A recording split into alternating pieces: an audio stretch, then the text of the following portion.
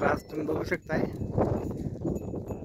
मसाई पटरोल ज्या आपल्या गायी ज्या आहेत अशा पद्धतीनं काही औषधी वनस्पती खाताना आज मथुरा आणि लाडू बघा किती आवडीनं जी अर्जुन साल आहे, अर्जुन वनस्पती जी म्हणतोय आपण, तर तिचा हा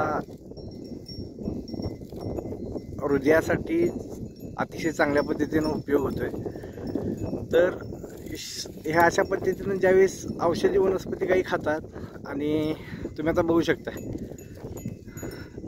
तर ह्या वनस्पती माणसाला सुद्धा अतिशय प्रामुख्याने महत्त्वाच्या आहेत, पण त्या सहजासहजी मिळत नाहीत आणि त्या लोकांना ओळखता येत नाहीत। पण आपल्या गायींना तो अतिशय सेन्स असतो की वनस्पती, आणि बघा किती आवडीने खायला लागले।